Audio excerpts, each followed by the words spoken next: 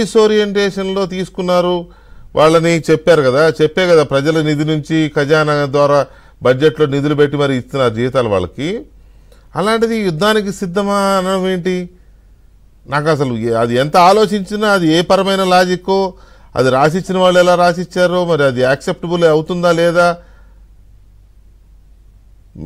మీ విశ్లేషణ ఏంటి దాని మీద? మనకు వాలంటీర్ల ఆర్మీ సిద్ధంగా ఉంది అన్నాడు. అవును, వాలంటీర్ల ఆర్మీ సిద్ధంగా ఉంది అంటే ఎన్నికలలో సైనికుల్లాగా వాళ్ళు వైఎస్ఆర్సీపీకి పనిచేస్తారు అంటే పార్టీకి పనిచేయడమే కదా. ఎన్నికల్లో పార్టీనే, ప్రభుత్వం కాదు కదా. పోటీ అన్నది రాజకీయ పార్టీలకు పోటీ నడుస్తుంది కానీ ప్రభుత్వానికి పోటీ నడవదు కదా.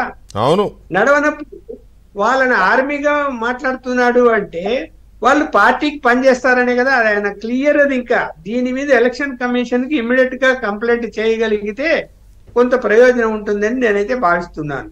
ఎందుకు అంటే వాళ్ళు ప్రభుత్వ యొక్క గౌరవ వేతనాలు పొందుతున్నారు అంటే ప్రజలందరూ కట్టినటువంటి పన్నుల నుంచి వచ్చేటువంటి డబ్బును వాళ్లకు కేటాయించారు. సరే, అది గౌరవ వేతనం 5,000 కావచ్చు, ఎంతనో కానీ వాళ్ళకైతే ప్రభుత్వ ధనం అందుతున్నది, వైఎస్ఆర్సీపీ ధనం అందటం లేదు అనుకున్నాం. ఇప్పుడు అన్అఫిషియల్ గా ఏం చేస్తున్నారు, పోయి వసూళ్లు చేసుకుంటున్నారు, తప్పుడు పనులు చేస్తున్నారు, అవన్నీ నేను చెప్పదలుచుకోలేదు. వాళ్ళకి అధికారికంగా అయితే ప్రభుత్వ ధనం అందుతున్నది అంటే ప్రజల సొమ్ము అందుతున్నది. ప్రజల సొమ్ము తీసుకునేటువంటి వాళ్ళు అంటే ప్రభుత్వ ధనం తీసుకునేటువంటి వాళ్ళకి సీసీ రూల్స్ కూడా లేవు.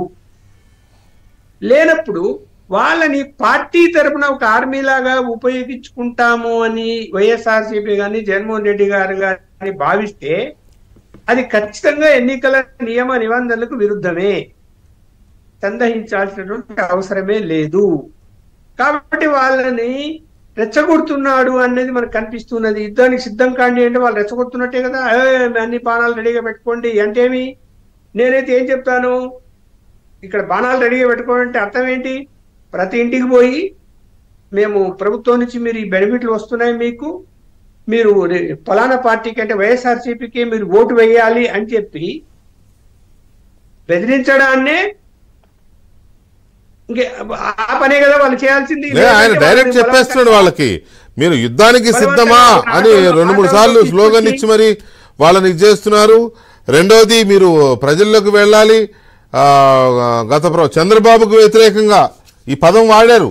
చంద్రబాబుకు వ్యతిరేకంగా ప్రజలకి ప్రచారం చేయాలి, ప్రజల్లో ప్రచారం చేయాలి. పేదవాడి భవిష్యత్తుకి కాపాడడానికి మీరు సిద్ధమేనా? పేదవాడి భవిష్యత్తు అంటే ఆయన భవిష్యత్తు,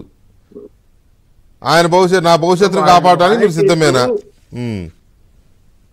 వాలంటీర్లు ప్రభుత్వ పథకాలని ఇదిగో ప్రజలకు ఈ మేలు జరిగిందని ప్రచారం చేయండి అంటే అది నేనైతే తప్పుగా భావించాను. చేయాల్సిందే. ఎప్పుడు చేయాలి? ఎన్నికల ముందు చేయాలి. ఎన్నికల కోడ్ అంటే షెడ్యూల్ వచ్చిన తర్వాత అలా చేయడానికి అవకాశమే లేదు, ఇంకా ఎట్టి పరిస్థితిలో లేదు. ఏ ప్రభుత్వ